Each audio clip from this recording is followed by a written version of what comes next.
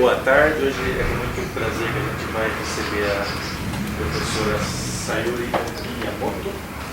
Apenas para contar um pouco da história dela, de 90 a 94 ela fez graduação em Farmácia e Bioquímica aqui na USP. Depois, de 98 a 2000, ela fez mestrado em Nutrição na Universidade de Tokushima, no Japão. De 2001 a 2005, doutorado em Ciências Biológicas também aqui na USP. De 2005 a 2006, pós-doutorado também aqui na USP. E desde 2007, se não me engano, é professora no Instituto de Química. Muito obrigado. Muito obrigada, boa tarde a todos, obrigada pelo convite.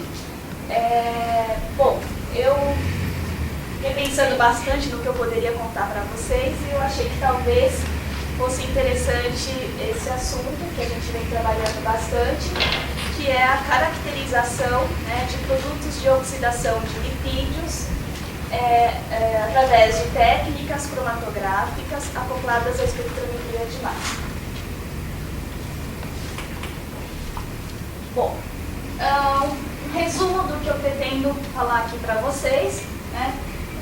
Como eu não sabia se todos, né, conhecem o assunto, eu resolvi começar falando um pouquinho sobre o que são os lipídios, os radicais livres, né, as espécies reativas, como ocorre a oxidação desses lipídios por radicais livres e contar um pouquinho dos projetos, né, onde a gente estuda os produtos de oxidação de lipídios formados pelo ataque de radicais livres.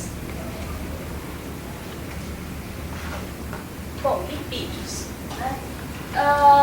Basicamente, né, existem 4 tipos principais de lipídios que a gente encontra em meio biológico, né? Os ácidos graxos, os triacilgliceróis, os fosfolipídios e o colesterol. Né? O mais simples é o ácido graxo, né, e ele se encontra esterificado nessas outras 2 estruturas, né, triacilgliceróis e fosfolipídios, e também existem colesterol, né, com ácidos graxos esterificados. Bom, e em meio biológico, né, onde a gente encontra lipídios em maior quantidade, tá? O primeiro tecido, né, onde a gente encontra uma grande abundância de lipídio é no tecido adiposo. Tá? E o segundo órgão, né, onde a gente encontra um alto conteúdo de lipídio é o cérebro. Né? E atualmente o nosso interesse, né, é estudar esses lipídios que estão presentes no cérebro. Bom, então no tecido adiposo, apesar dele ser extremamente rico em lipídios, 80%, né, desses lipídios que estão nos adipócitos, eles são triacilgliceróis. Tá? Então existe uma pouca variabilidade em termos de estruturas, né, diferentes de lipídios no tecido adiposo. E, por outro lado, no cérebro e também nos outros tecidos, os lipídios são encontrados principalmente nas membranas celulares, né? E há uma grande diversidade de classes, né, de lipídios presentes nessas membranas. Né? Então existem diversas classes, diversos tipos, né, de fosfolipídios. Tá? Aqui alguns dos principais encontrados nas membranas celulares, né, acetilcolina, etanolamina, sphingomyelina, e também a gente encontra uma grande quantidade de colesterol nessas membranas celulares. Um outro local, né, que não é um tecido, mas onde a gente encontra lipídio em grande quantidade, é na circulação sanguínea, no plasma. Né? Aqui uma figurinha ilustrando a quantidade, como fica o plasma sanguíneo depois de uma refeição, né, rica em lipídios. Dá para observar que o plasma fica bem mais opaco, e isso se deve, né, ao aumento na quantidade de lipoproteínas, né, que são as partículas que carregam os lipídios na circulação sanguínea. né? Então aqui é uma estrutura básica de uma nitroproteína, com fosfolipídios na parte mais externa, colesterol também, né? E na parte interna, essa partícula é rica em triacilgliceróis e ésteres de colesterol, né? A quantidade desses triglicéridos de ésteres de colesterol varia conforme então, o tipo de partícula lipoproteica. A LDL é a partícula que carrega, né, a maior quantidade de colesterol. E aqui normalmente, né, o pessoal se refere como colesterol ruim. Bom, esses lipídios, né, presentes nas membranas celulares, eles têm na sua estrutura várias insaturações e eles são alvos, né, de ataque por radicais livres. Tá? E só para entender um pouco o que são esses radicais livres, né, e onde eles são formados, eu trouxe aqui então um vídeo, né, do INCP Redoxoma, né, que ilustra de forma bem didática, né, a importância desses radicais livres e o que eles podem causar no nosso organismo. Tá, então eu vou passar um videozinho.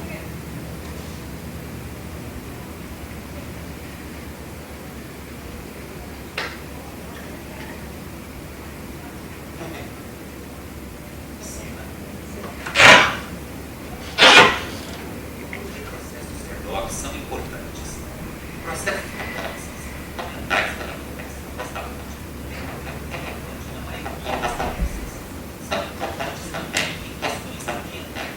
Processos redox ocorrem continuamente nos nossos organismos e no ambiente. Nós precisamos das reações de oxirredução, tanto para obter energia dos alimentos para viver, como essas reações controlam uma série de processos fisiológicos. As reações de oxirredução, redox, são aquelas em que os elétrons são transferidos de um doador para um receptor.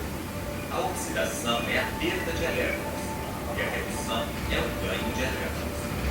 Por exemplo, objetos de ferro enferrujam porque o ferro reage com o oxigênio sendo oxidado, enquanto o oxigênio é reduzido, produzindo elétrons de ferro. As combustões são processos redox. Nos motores, o movimento é obtido a partir da queima e oxidação do combustível.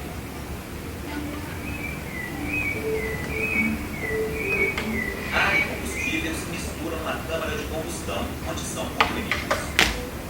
A faísca produzida pela vela do motor provoca a explosão. A faísca é necessária para iniciar a reação devido às propriedades químicas do oxigênio molecular.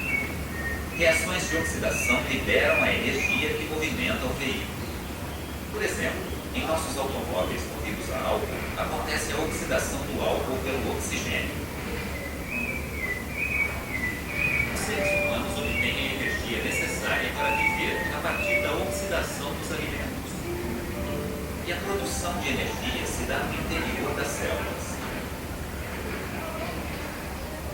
Nas nossas células, o oxigênio que respiramos oxida proteínas, carboidratos e lipídios, produzindo gás carbônico, água e energia. Mas a respiração celular tem outro resultado, que é a formação de subprodutos muito importantes, os radicais livres. Para entender os radicais livres, precisamos mergulhar no centro da matéria e entender como os elétrons estão arranjados em torno do núcleo. No caso de átomos, elementos e íons, ou núcleos, no caso de moléculas. As regiões do espaço com maior probabilidade de se encontrarem elétrons são chamadas de orbitais. Existem orbitais de formas, tamanhos e arranjos diversos em relação ao núcleo, no caso de átomos, ou núcleos, no caso de moléculas.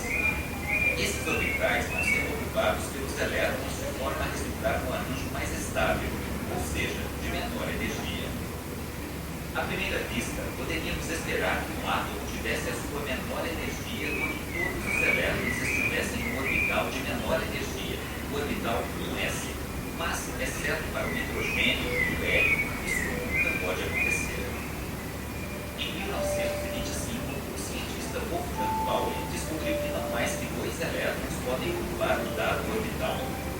Este é o princípio de exclusão de Pauli. E quando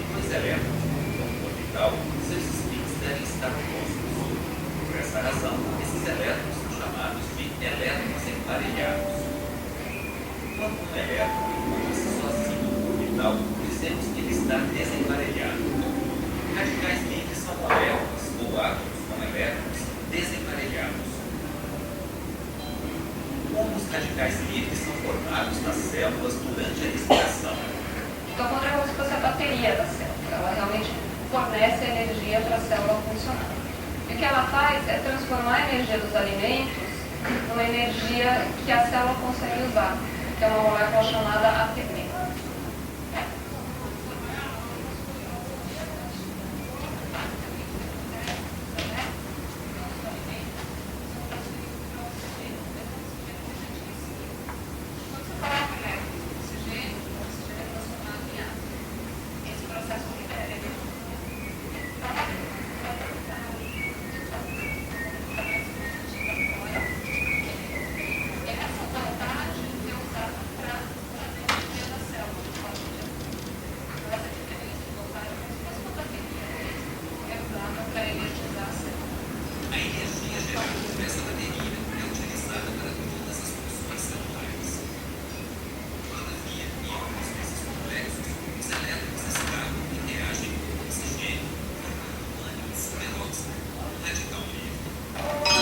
É importante destacar que os radicais livres estão associados a vários processos vitais.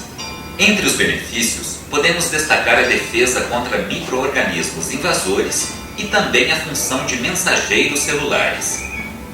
O óxido nítrico é o exemplo mais conhecido. Processos redox estão envolvidos na fisiopatologia de um grande número de doenças, inclusive muitas daquelas que são prevalentes no Brasil, como aterosclerose, câncer, doenças inflamatórias. O envelhecimento também é um processo que envolve a participação de radicais livres.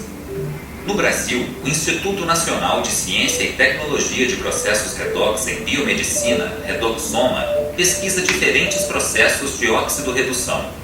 Considerando a abrangência dos processos redox, é estratégico para um país ter um grupo, uma rede de pesquisadores dedicada a estudar esses processos.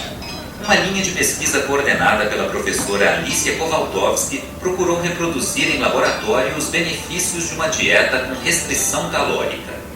Utilizando compostos que poderão se converter em novos medicamentos, os pesquisadores reduziram ligeiramente a quantidade de energia produzida a partir dos alimentos. Esses compostos foram aplicados em animais de laboratório em quantidades que não comprometeram a saúde geral dos animais. A gente manipulou as mitocôndrias para que elas gerassem menos radicais livres. A gente fez como se fosse um curto-circuito na bateria das nossas células, na mitocôndria. Isso fez com que elas consumissem mais oxigênio, mas gerassem menos radicais livres. E o resultado disso é que o animal em que a gente fez esse curto-circuito podia comer mais, mas engordar menos. E esse animal também era mais saudável, ele tinha menos tendência a desenvolver diabetes, menos tendência a ter doença cardiovascular, e é um animal que vivia mais, ele vivia 10% mais, tinha menos sinais de envelhecimento. Outra pesquisa do INCT, coordenada pela professora Marisa Medeiros, está relacionada aos efeitos deletérios de produtos da combustão do etanol. Produtos formados pelas reações redox no organismo ou pela oxidação de combustíveis podem ser danosos para biomoléculas, como DNA, lipídios e proteínas. Na atmosfera das grandes cidades, os aldeídos produzidos pela combustão incompleta dos veículos aparecem em quantidades que podem ser prejudiciais à saúde da população. O acetaldeído, por exemplo, é produto tanto da combustão do diesel e do etanol, quanto do metabolismo das bebidas alcoólicas. O acetaldeído ele pode reagir com moléculas de DNA, formando o que nós chamamos de adutos. Esses adutos, quer dizer, a ligação do acetaldeído com o DNA, eles são comprovadamente mutagênicos, que quer dizer que eles podem potencialmente induzir o câncer. Já existem diversos trabalhos na literatura mostrando a incidência aumentada de câncer de faringe, esôfago e estômago em pessoas que tomam álcool em excesso, abusam do álcool. Se for possível detectar e quantificar esses adultos, eles podem ser uma assinatura de que a pessoa foi exposta ao aldeído. Dentro do INCT de Processos Redox em Biomedicina, nós desenvolvemos um projeto que foi montar um método para dosar, quantificar os adultos acetaldeído, DNA, em fluidos biológicos. O método é baseado em cromatografia líquida acoplada à espectrometria de massa e demonstrou ser extremamente sensível, permitindo a dosagem desses adultos em sangue e urina. Atualmente nós estamos monitorando a presença desses adultos na população da cidade de São Paulo e comparando os níveis com populações de outras regiões não poluídas do estado de São Paulo. A frota de veículos a álcool e diesel na cidade de São Paulo a torna excelente modelo para verificar possíveis efeitos deletérios de aldeídos. Estudos anteriores indicaram aumento da mutagenicidade em frações coletadas do ar da cidade de São Paulo, ricas em cetonas, aldeídos e ácidos carboxílicos. Dependendo dos resultados, eles podem contribuir na elaboração de políticas públicas visando melhorar a saúde da população. O INCT está produzindo conhecimento na área de radicais livres que pode ter impacto em várias áreas da biologia e da medicina. O nosso INCT de Processos Redox em Biomedicina, Redoxoma, é constituído por 25 grupos de pesquisa distribuídos por todo o território nacional. Nós estamos no estado do Amazonas até o estado do Rio Grande do Sul, com laboratórios similares a esse aqui, nos quais pesquisadores desenvolvem com seus estudantes e outros colaboradores pesquisas que procuram compreender as bases moleculares dos processos redox. INCT, Instituto Nacional de Processos Redox em Biomedicina.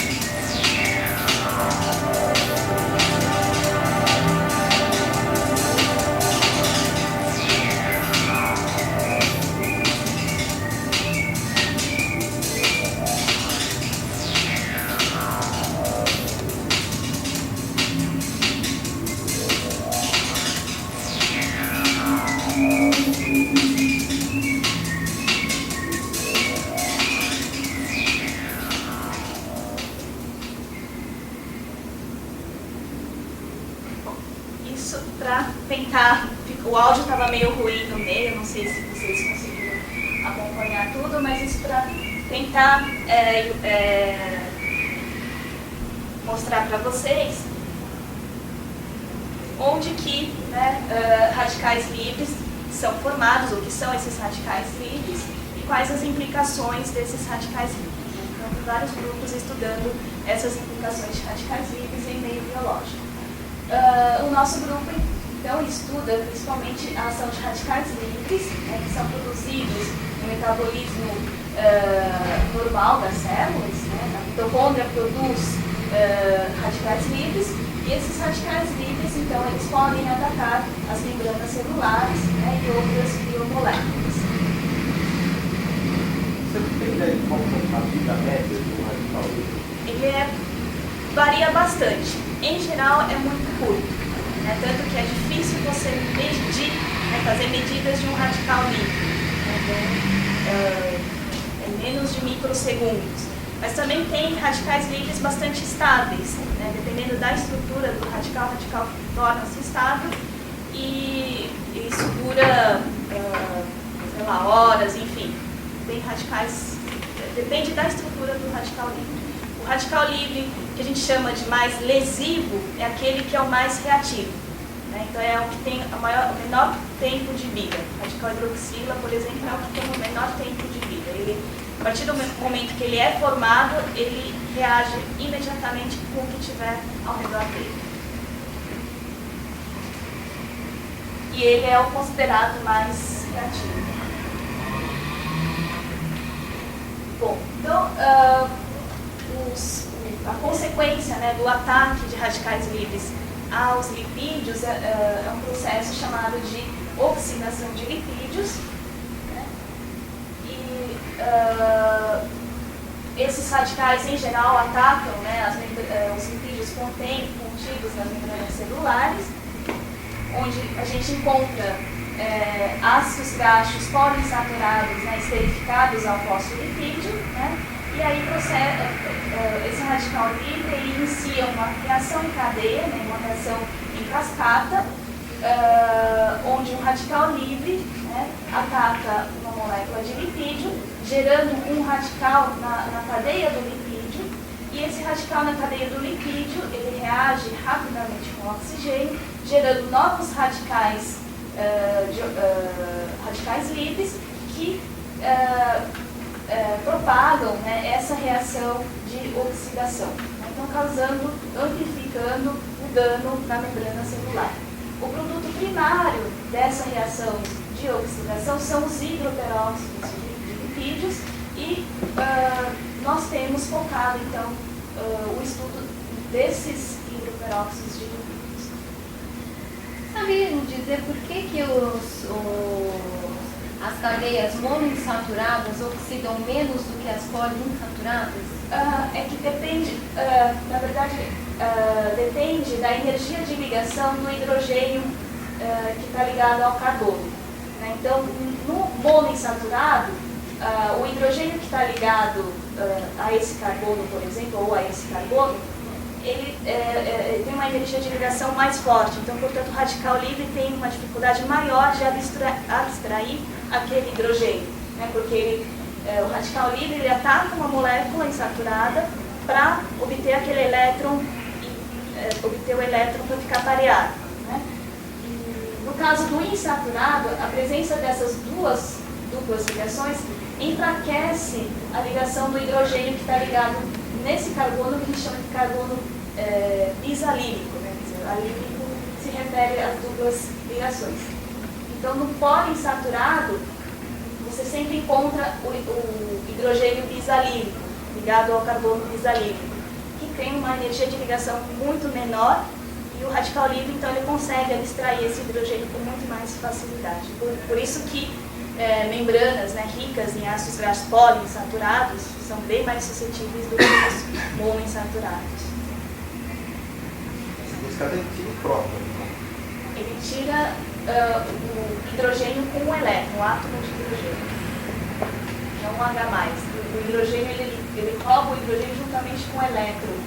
Então, na verdade, aqui, ele formou um radical livre aqui no carbono, né, o carbono fica com um radical, né, um elétron desemparelhado, e esse elétron desemparelhado ele sofre dissonância nessa estrutura de duplas conjugadas. Ele rouba o hidrogênio com um elétron. Mas ele não fica negativo, né? Não. Se tirou o hidrogênio com o próprio elétron. Não, ele faz...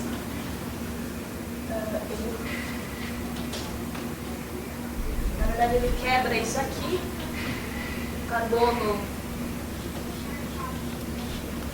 né, o radical livre, ele vai reagir, vai formar uma nova ligação com esse hidrogênio.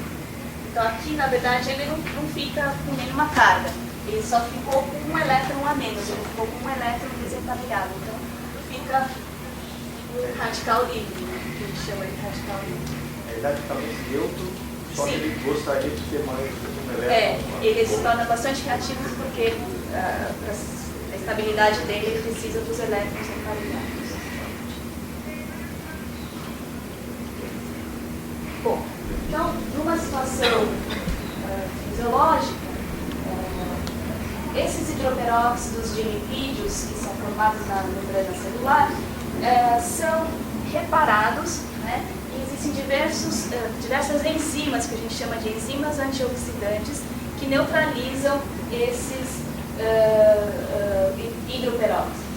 Então, tem enzimas da classe da glutationas peroxidases, né? Elas reduzem o hidroperóxido a álcool, e a forma álcool ela é menos reativa, né? Também existe um mecanismo de reparo que é mediado por enzimas chamadas de fosfolipases, né? Fosfolipase A2, ela ativa especificamente a cadeia do ácido graxo, né? Contém esse hidroperóxido, liberando o ácido graxo com o hidroperóxido. E no citosol existem outras enzimas, né, isoformas da mesma classe das peroxidases, que também são capazes de neutralizar, né, esses hidroperóxidos, reduzindo eles à forma álcool.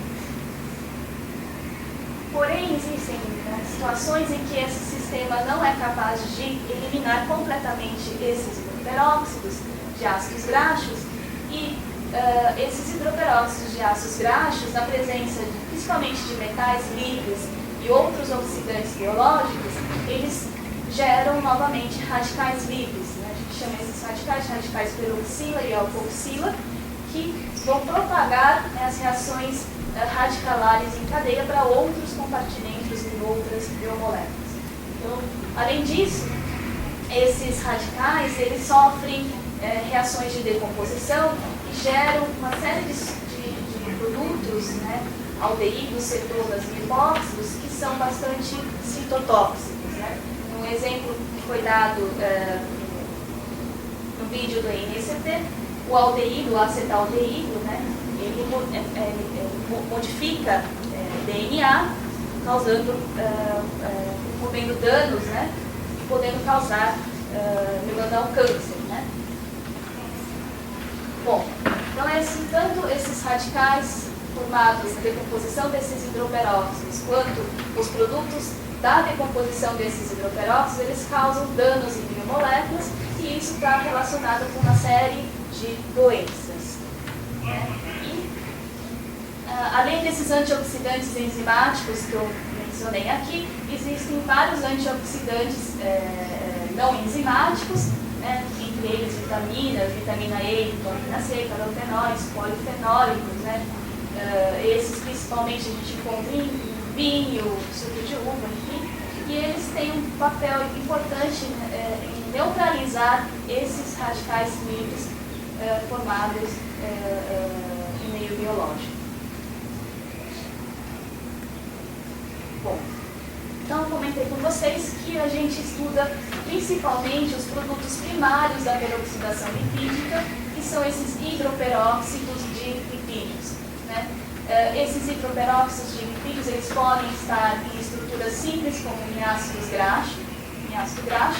Eles também podem estar em estruturas um pouco mais complexas, né, como em fosfolipídios, né, ou também em colesterol. Existem vários isômeros de hidroperóxidos de colesterol e também hidroperóxidos de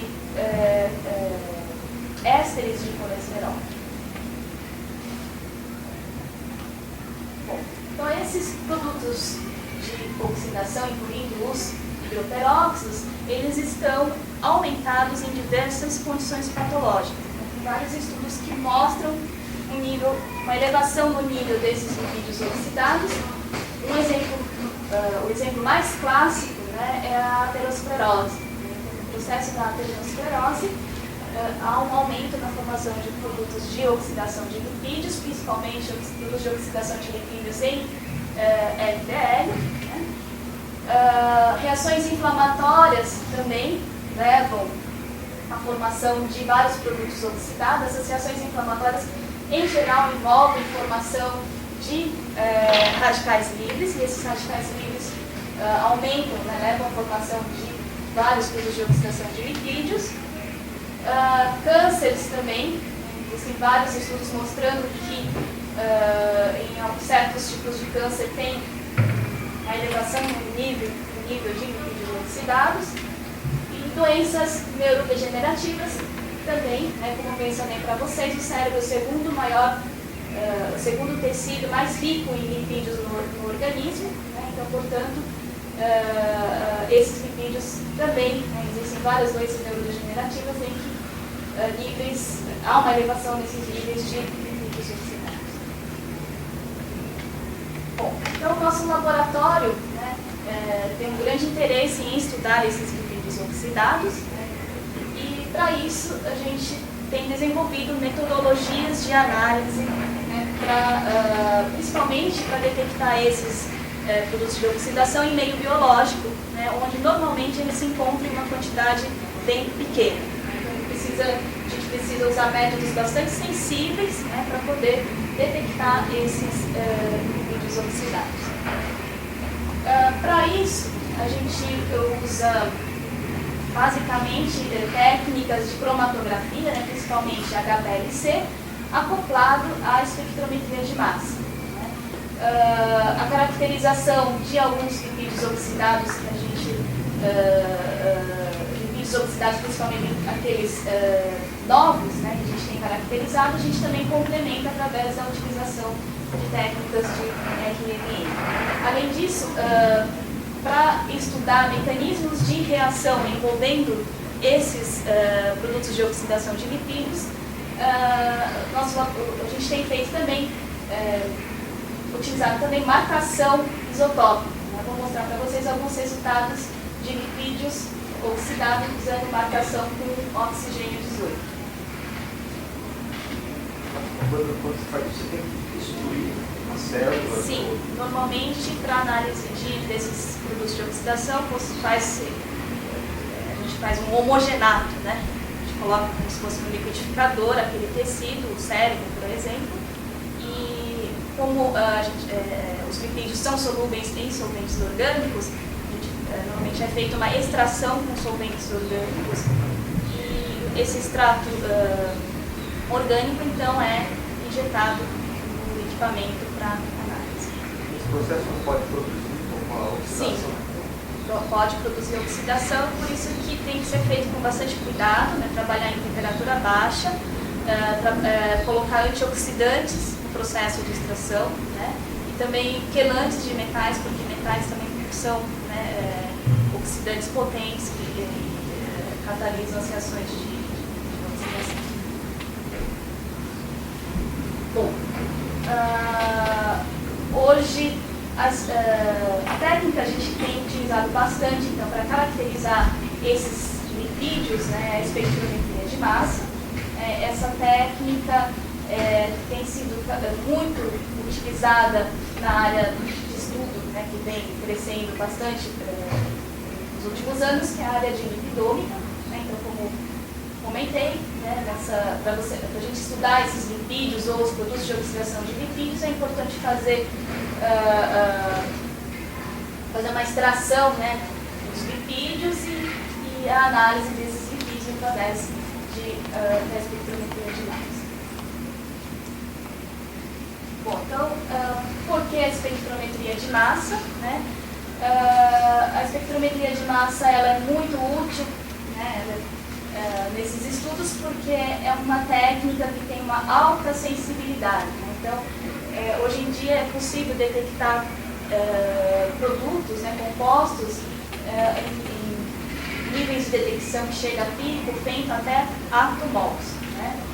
Ele também é uma técnica bastante precisa, né? Então é possível determinar a massa do composto com 4, 5 casas depois da vírgula. Né? Isso ajuda bastante na elucidação da estrutura desses produtos.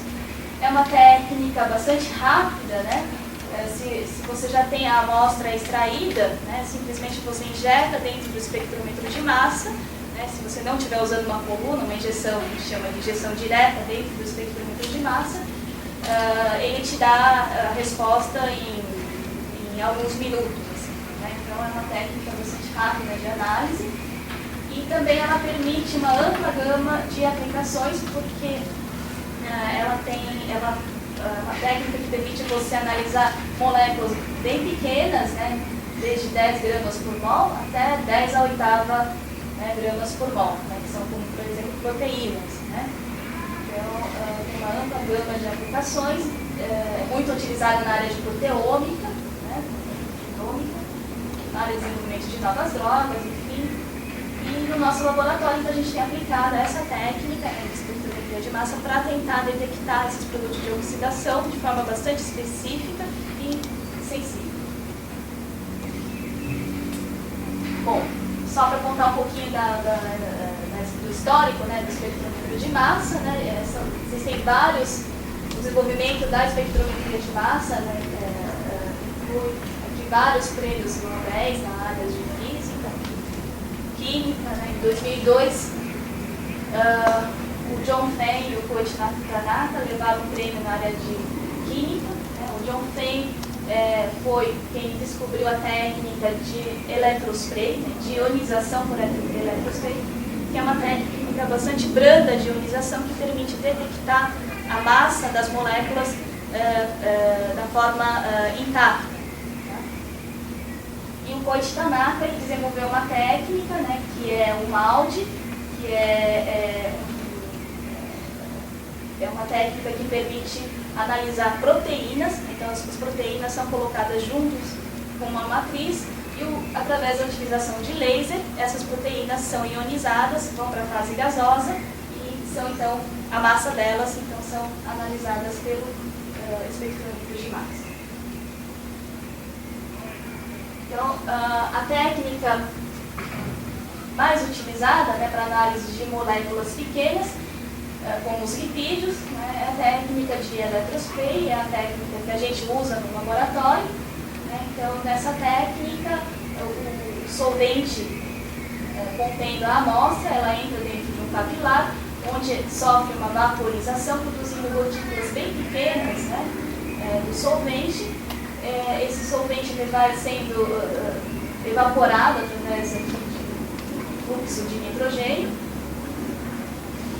E nesse processo, na ponta desse capilar, é aplicado um potencial, e esse potencial faz com que cargas, né, íons sejam formados, né, e esses íons eles entram em fase gasosa, né, e na fase gasosa, esses íons carregados positivamente ou negativamente entram dentro do analisador de massas, que é uma região de vácuo, chegando ao detector de massas, e então o detector de massas é possível obter então, o valor da massa, né, do íon sobre a carga dele.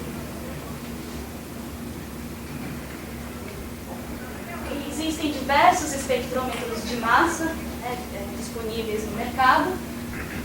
Os componentes básicos de um espectrômetro de massa, normalmente esses espectrômetros são acoplados a técnicas cromatográficas, né, pode ser cromatografia líquida ou gasosa.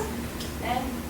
Dentro do espectrômetro, o espectrômetro de massa ele pode ser dividido em 3 partes, né, então uma fonte de ionização, onde são gerados os íons, o analisador de massas, né, que separa os íons de acordo com a massa, e o detector, né, que vai detectar e converter aquele sinal do íon no sinal de massa, né, que é convertido aqui, que é adquirido através do sistema de aquisição de dados. Bom, você pode saber exatamente qual é a carga que você ioniza tudo. Depende se vai ter uma relação massa-carga. Né? Isso, relação massa-carga. No caso de proteínas, de peptídeos, o que a gente faz é analisar a distância entre a massa principal, a massa do íon mais intenso, porque cada íon, por exemplo, o carbono tem um carbono 12, que é 99,9%, e tem um carbono 13, por exemplo. Eu não sei exatamente o valor, mas digamos 0,1%. A distância entre a massa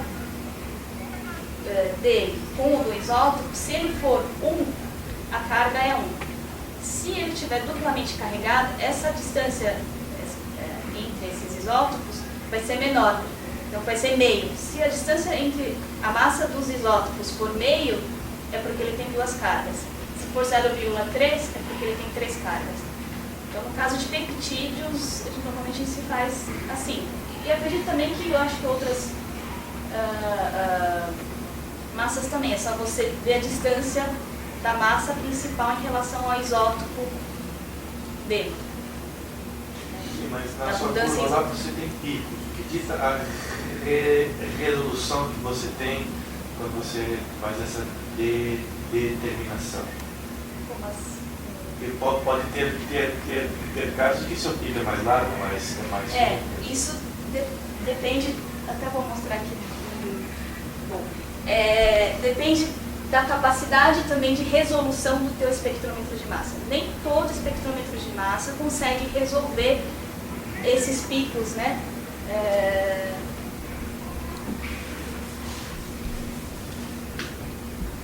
Então, normalmente, quando a resolução não é muito boa, você vê umas massas, né, que seria a massa carga, né?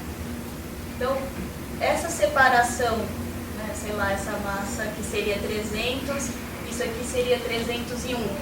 Né? Então, esse pico não estaria muito resolvido. E dependendo do equipamento, às vezes você nem consegue ver essa separação. Né? Mas hoje em dia existem espectrômetros de massas de alta resolução, né? Que, por exemplo, aqui é o TOF, né? Que eu vou explicar um pouquinho para vocês. Ele é que tem uma alta resolução. Então, a mesma análise feita numa massa de alta resolução, ele te dá esse pico de forma bem resolvida. Então, esse aqui seria o 300, esse aqui seria o 301. Né, que seria a massa da forma do isótopo D. Né? E aí sim é possível você determinar essa distância, e pela distância você sabe se a carga é 1 ou meio, né, se a carga é mais 1, mais 2, mais 3. Bom, como eu falei, então a gente pode dividir o espectrômetro de massa em 3 partes, né? A homogeneização, o analisador de massa, o detector. Né? As duas técnicas mais utilizadas, as duas fontes de ionização mais utilizadas são o eletrospray, né? E o MALDI, que eu falei para vocês, que é muito utilizado para analisar proteínas, né? Onde você dá um pulso de laser e coloca a proteína na fase gasosa. E em relação aos analisadores de massa, né, então existem vários tipos, né? O que tem uma grande resolução são esses analisadores de massa do tipo TOF, né? Que é um analisador por tempo de voo, né? Time of Flight. Esses têm variações do TOF, né? Então tem o TOF-TOF, que são 2 analisadores de massa em sequência. Um outro tipo de analisador de massa que é bastante utilizado e é o que a gente tem trabalhado é o triplo quadrupolo, né? Então ele tem 2 analisadores, o Q1 é um analisador de massa, o Q3 é um analisador de massa e esse Qzinho 2 é uma célula de colisão. Né?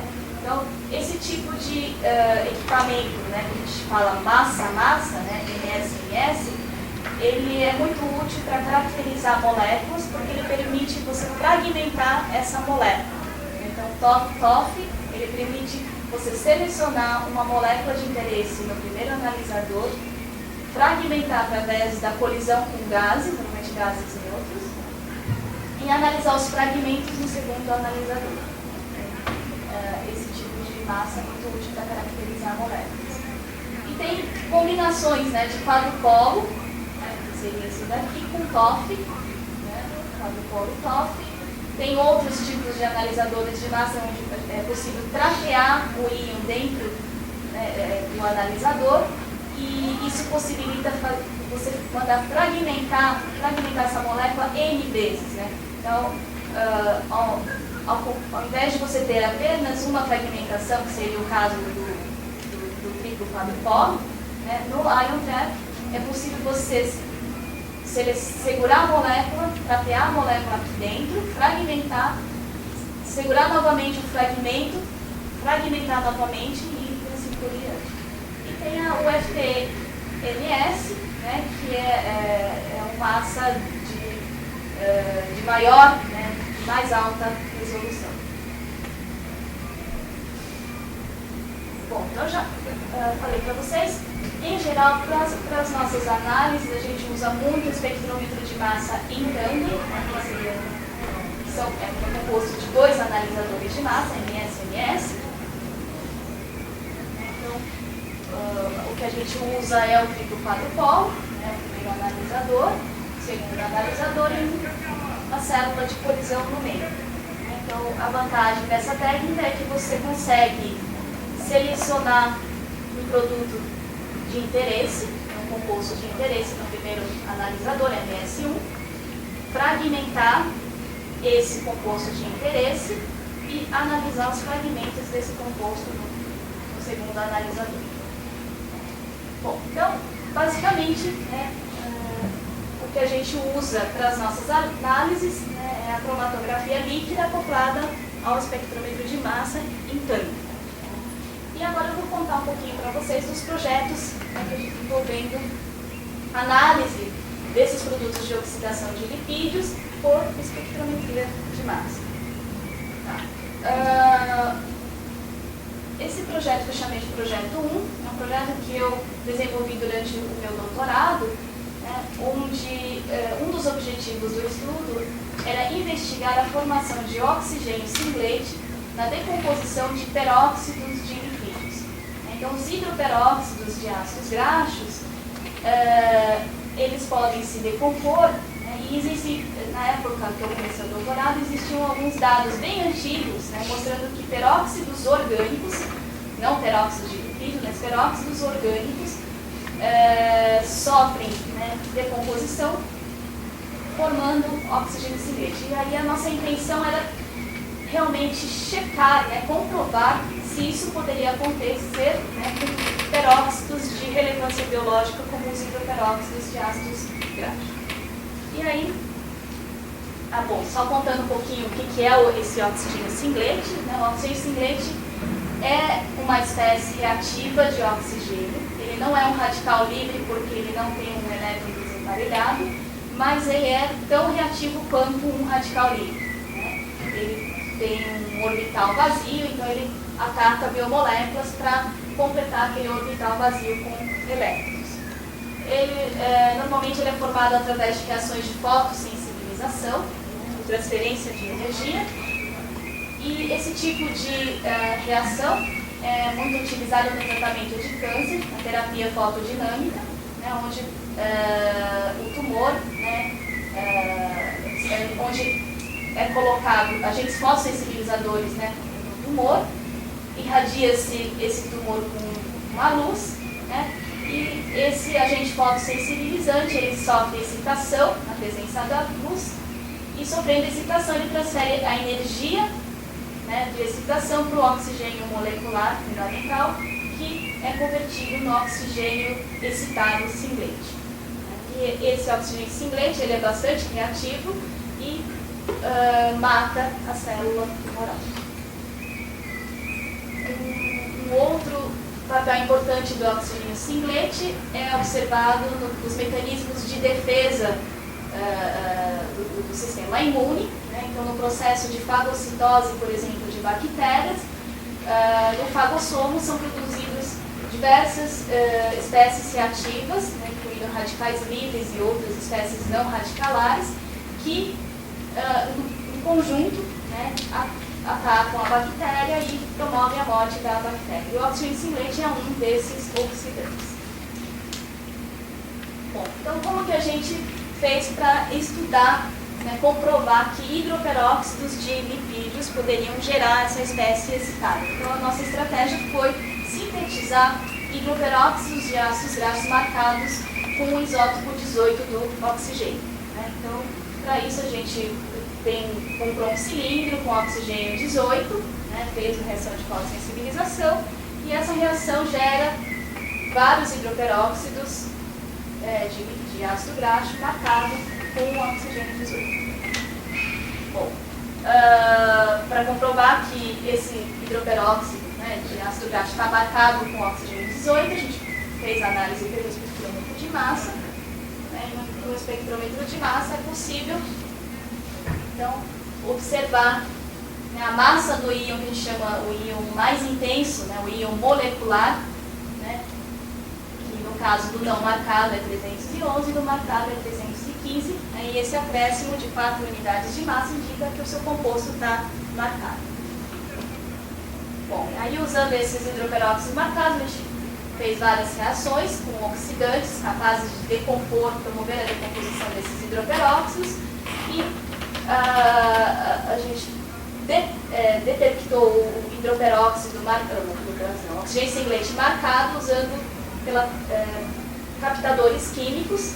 Esses captadores químicos eles reagem com o oxigênio singlete, formam um endoperóxido que, pela técnica de espectrometria de massa, você consegue determinar se o oxigênio singlete captado está marcado ou não. Então, dessa forma a gente comprovou, a gente obteve um endoperóxido, uma marcação dos 2 átomos de oxigênio do endoperóxido, e a gente conseguiu comprovar que hidroperóxidos de ácido graxo geram oxigênio singlete em meio biológico.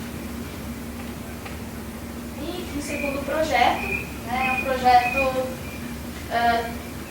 que envolve o estudo de produtos de oxidação do DHA, já vou contar para vocês o que é esse DHA, e como possíveis marcadores para doenças neurodegenerativas. Esse projeto está sendo conduzido por uma aluna de doutorado do grupo. E o DHA é a sigla para o ácido docosahexaenoico, é um ácido graxo ômega 3, que é encontrado em peixe principalmente, e que estudos epidemiológicos mostram que tem um papel benéfico, protetor contra diversas doenças cardiovasculares, neurodegenerativas, enfim. Esse DHA a gente encontra em grande quantidade no cérebro. Não se sabe por que o cérebro tem tanto DHA, mas a gente tem bastante DHA no cérebro, e a deficiência dele, uma criança em desenvolvimento, por exemplo, pode levar a prejudicar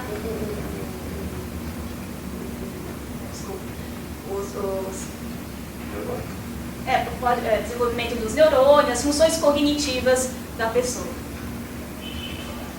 As pessoas sabem por que esse DHA, o que ele faz? Ele evita a oxidação? Não, pelo contrário, o DHA, pela estrutura dele, a gente pode ver que ele tem 6 insaturações, então ele é um ácido graxo extremamente insaturado, e extremamente sensível também a oxidações. Então ele, na verdade, não previne a oxidação, ele é bastante sensível à oxidação. Por que então ele é bom para a saúde? Por que fala-se tanto que ele é bom para a saúde? Não se sabe até o momento exatamente o mecanismo. Uma das propostas, e tem vários estudos nesse sentido, é que o metabolismo enzimático desse ácido graxo leva à produção de mediadores anti-inflamatórios. Então, normalmente nas células a gente tem o ácido araquidônico, que é um outro ácido graxo. E no caso do ácido araquidônico, que é um ômega 6, o metabolismo dele gera mediadores inflamatórios. Então, uma pessoa normal que não come muito peixe, por exemplo, ela vai ter mais ácido araquidônico do que um ácido DHA. Então, nesse caso, a pessoa, no processo inflamatório, ela vai estar mais suscetível a formar esses mediadores pró-inflamatórios. Enquanto que uma pessoa que talvez consuma uma maior quantidade desses ácidos graxos ômega 3, ela vai ter uma maior proporção desses ácidos graxos ômega 3 nas células, e num processo inflamatório, no metabolismo enzimático, ela vai ter uma maior produção de mediadores anti-inflamatórios. Então, existe a teoria de que é por isso que o DHA tem um efeito protetor, porque a maioria das doenças, a gente sabe que tem um componente inflamatório, tanto doenças cardiovasculares, doenças neurodegenerativas. Então, através desse efeito, entre aspas, anti-inflamatório, ele seria benéfico. Mas, assim, é uma área que está sendo bastante estudada e não se sabe exatamente o porquê, a razão desse papel benéfico. Não seria porque essa molécula vai pegar os radicais livres e ela vai se oxidar, e aí você não oxida o que interessa? Sim. Certamente isso também explicaria. E é uma das coisas que a gente está estudando. Porque eu falei do metabolismo enzimático, né? Mas no não enzimático, que seria através desses radicais livres, né? Então ela sofreria oxidação por esses radicais e ela vai gerar uma série de produtos de oxidação que provavelmente têm efeitos deletérios menores do que os produtos de oxidação dos outros ácidos graxos. Então, justamente a gente está tentando, né, buscar esse ponto, né? Então a gente está estudando os produtos de oxidação do DHA no laboratório, né? E a gente sabe que quando o DHA é oxidado forma esses hidroperóxidos, né? E em uma situação normal esses hidroperóxidos são reduzidos, né? Então a gente tem desenvolvido metodologias, né? Primeiro a gente caracteriza esses produtos de oxidação, né?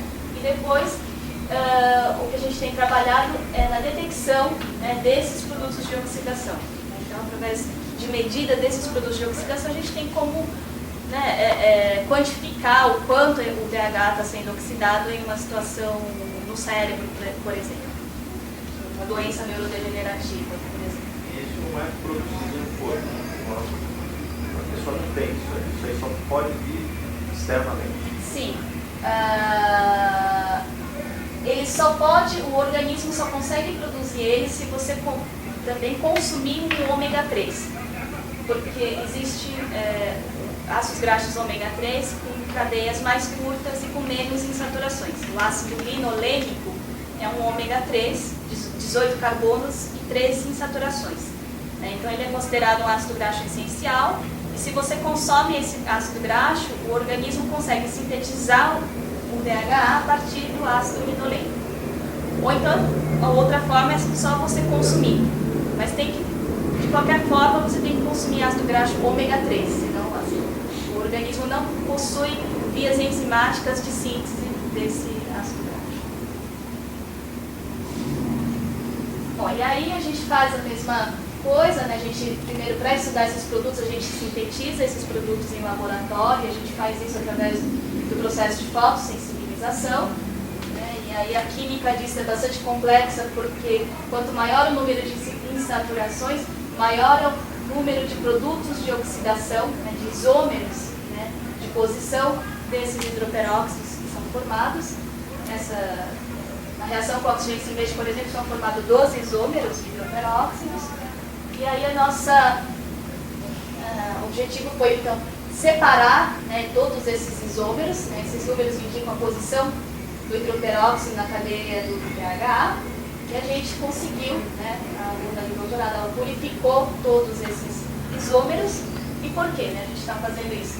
A gente separou cada um deles, né, para poder desenvolver, né, a metodologia para detectar especificamente cada um deles. E um outro objetivo seria posterior, né, seria estudar os produtos derivados a partir da decomposição desses hidroperóxidos. Então a gente vai tentar eleger alguns que a gente acha mais importante para fazer esses estudos.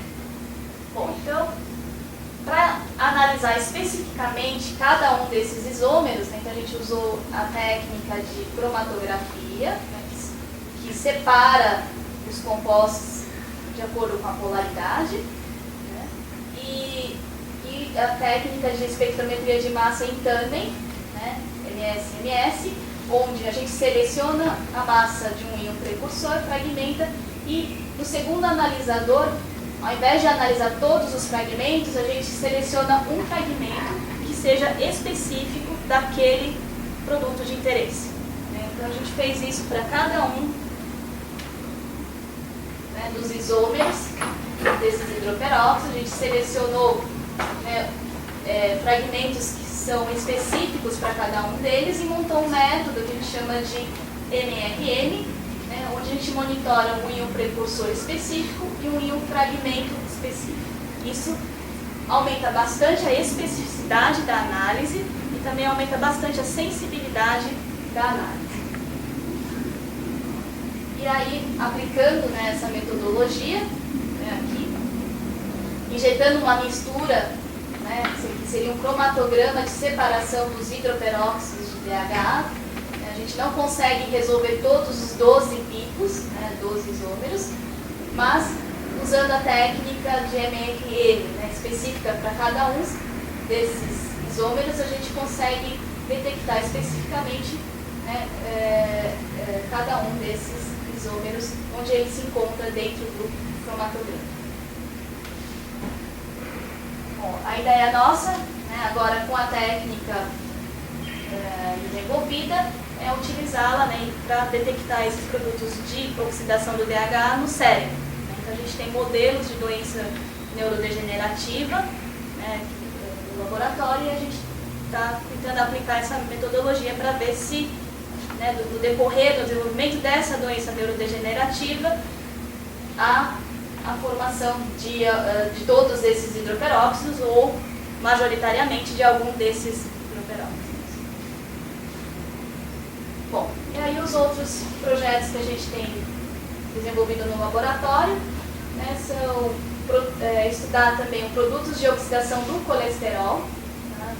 O colesterol também é interessante para o sistema, para o cérebro, porque a gente encontra uma grande quantidade de colesterol no cérebro, então a gente está trabalhando na caracterização de vários produtos de oxidação desse colesterol, né, e tentando detectar esses produtos de oxidação de colesterol em amostras de cérebro de doença neurodegenerativa. E a gente também tem feito, usando nessa técnica, técnicas de espectrometria de massas, também para avaliar operações no perfil lipídico, né, para a gente analisar os graxos, a gente analisa também a vitamina E, né, enfim, no cérebro de ratos, né, transgênicos, modelo para esclerose lateral amiotrófica, que é o modelo de doença neurodegenerativa que a gente tem à disposição, né, no biotério do Instituto de Química da USP.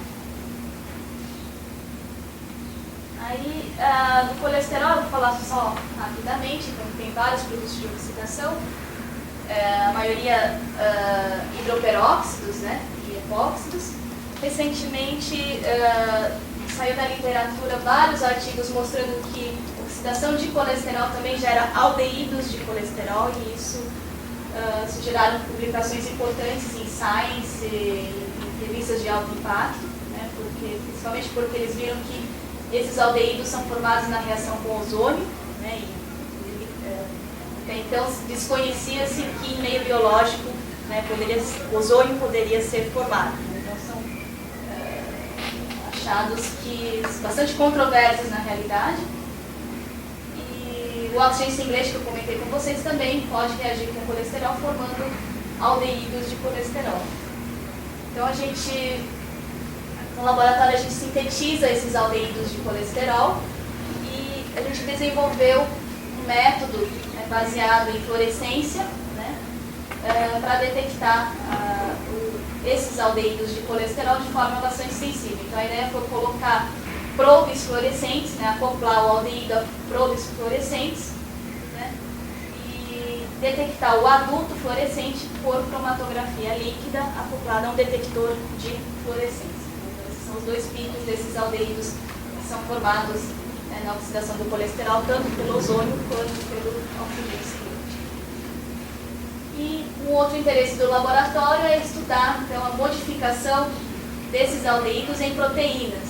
Então, a gente tem trabalhado com uma proteína modelo, do globo C, e esses aldeídos, eles são capazes de reagir com certos grupos, né, de aminoácidos nessa proteína, e por espectrometria de massa, né, o MALDI, que permite análise de proteínas, a gente consegue, né, monitorar a formação de produtos modificados dessa proteína. Então agora a gente está caracterizando essas modificações, sequenciando a proteína para saber exatamente qual que é o aminoácido alvo, né, de modificação por esses aldeídos. Bom, e basicamente é isso, né? Então, tudo isso que eu falei para vocês hoje, né, é para mostrar que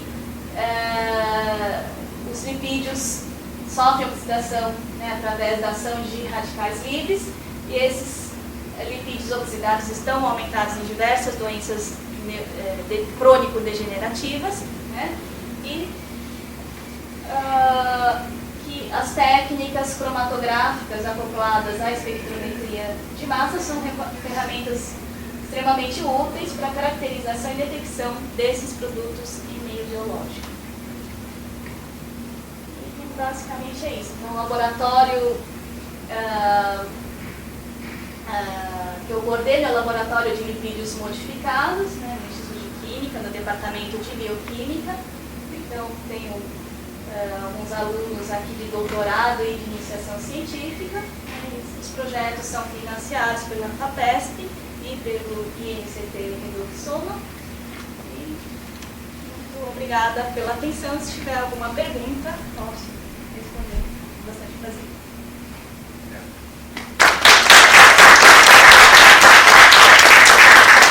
Dúvidas, questões?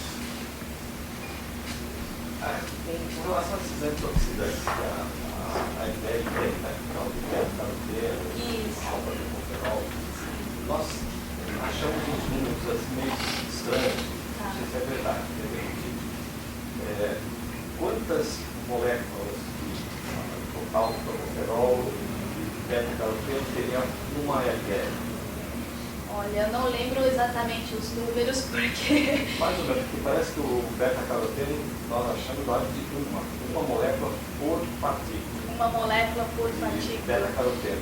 Porque o que é bem sabido é que dentre os antioxidantes lipofílicos, né, que são a vitamina E, os carotenoides, a vitamina E seria o principal. E, em geral, nas membranas celulares, a gente encontra a vitamina E em maior quantidade. Acredito que, eu não lembro os números, mas depende também da refeição da pessoa antes, né, período antes da retirada do sangue. Se você consome, né, se a pessoa consome uma quantidade maior de carotenoides antes, provavelmente a quantidade desses carotenoides vai estar aumentada nessa partícula. Agora, mas eu não sei, esses dados que você está falando é um dado de literatura, mas vocês não sabem nas amostras que vocês estão trabalhando quanto tem exatamente. Eu não sei se, acho que uma realmente é pouca. Eu não lembro, porque no Japão, no laboratório onde eu trabalhava, eles faziam bastante estudos com LDL oxidada, inclusive suplementavam pessoas com polifenólicos para ver se assim aumentava a resistência daquela LDL a uma certa oxidação. Então eu sei que a alimentação influencia bastante no conteúdo de antioxidantes presentes nessa partícula.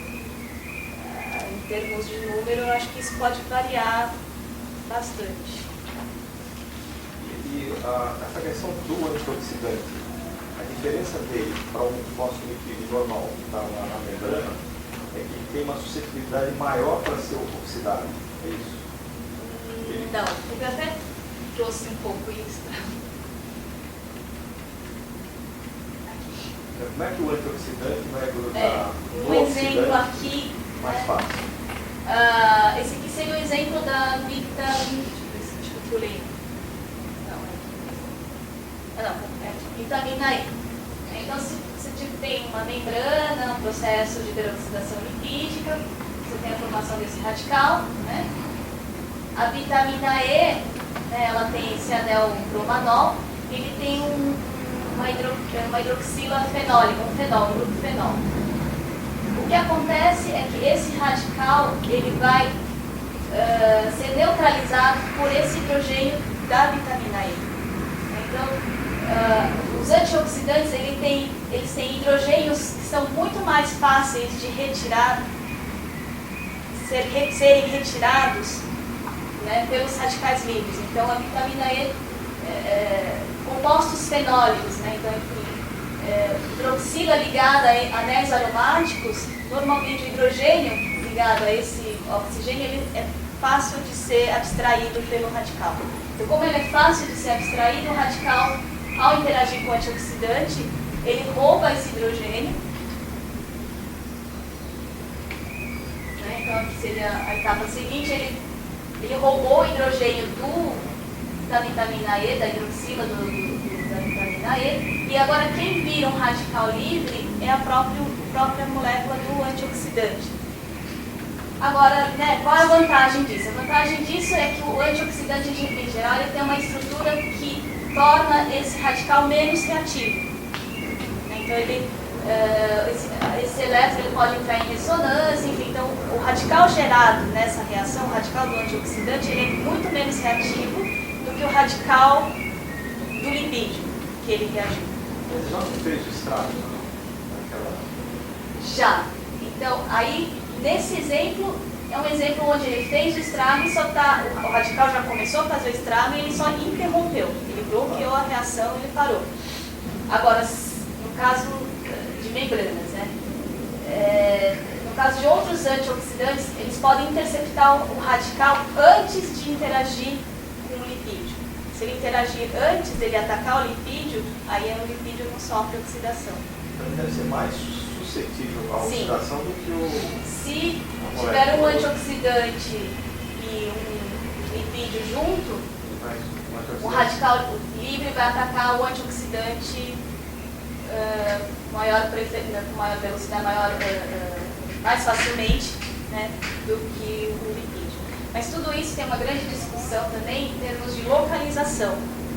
Então, para que o antioxidante seja eficiente, né, ele vai depender da localização desse antioxidante. Se você tem um radical que é hidrossolúvel, a vitamina E não é eficiente, porque o radical está sendo gerado num local onde ele não tem acesso, não tem interação com aquele radical. Agora, se o radical é mais apolar, é lipofílico, né, aí sim, a vitamina E vai ter uma grande eficiência em proteger, né, contra aquele radical. Então, depende muito da localização também, de onde está o radical ou de onde está o antioxidante. E no caso da vitamina E, é interessante que ele tem uma interação com a vitamina C, e a vitamina C regenera essa vitamina E. Então, vitamina C e vitamina E, eles trabalham sinergisticamente, né, quando se fala da terapia.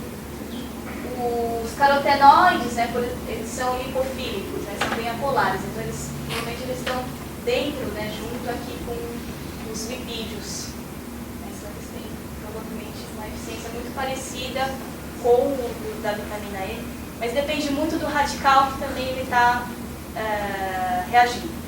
Por exemplo, carotenoide, o que se sabe é que eles são muito potentes contra, por exemplo, oxigênio singlete, que eu mencionei. O licopeno é o carotenoide mais eficiente para neutralizar o oxigênio singlete.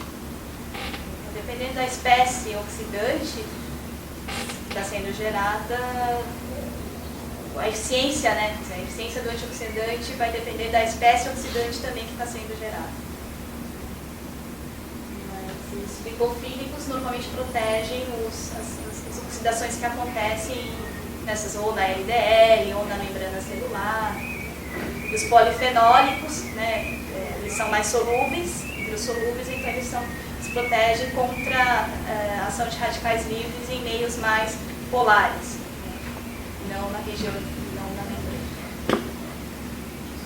Eu dei para a Tati 4 amostras de pacientes da gente, né? Então a que mais tinha alfa-tocoferol tinha 26 picomol por microlitro de amostra. 26 picomol por microlitro da amostra. Da amostra de terra. Você não sabe quantas LDL tinha nessa amostra? Tem 1 miligrama de proteína. Eu não lembro quanto que tem na DARN. Deve ter que fazer umas continhas para ver quanto que isso representa em termos de... Ela tem mais que o beta-caroteno.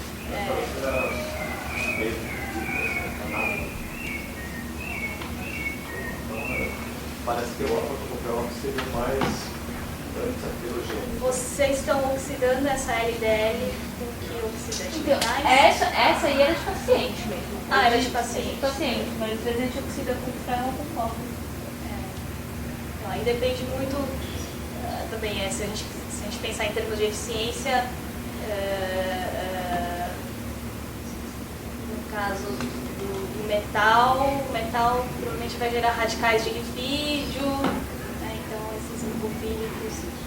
Vitamina E, eu acho que a vitamina E é o mais eficiente, na verdade, do que os carotenoides. Na verdade, tem uma coisa que é ômega 3 aí. Está misturado com a LDL nossa, e aí tentar fazer essa oxidação in vitro.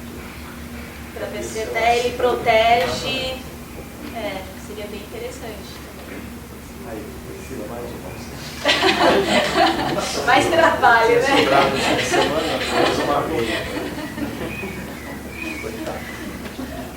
Mas tem estudar esses produtos de oxidação desses ômega 3 não é fácil, né?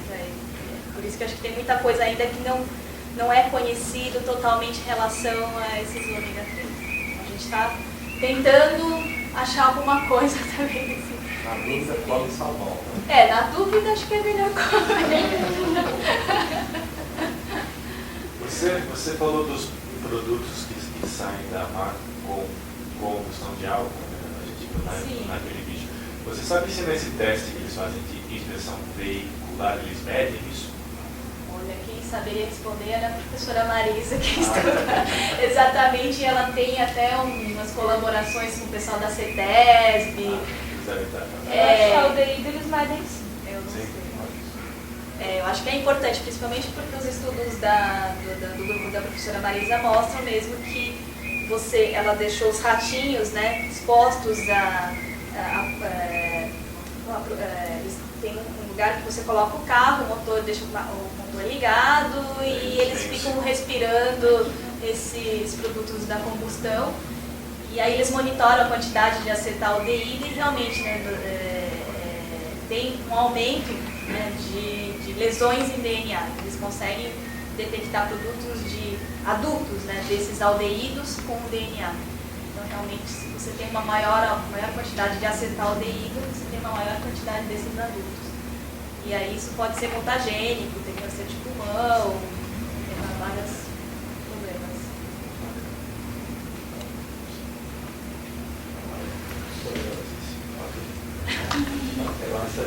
Obrigado. Tá.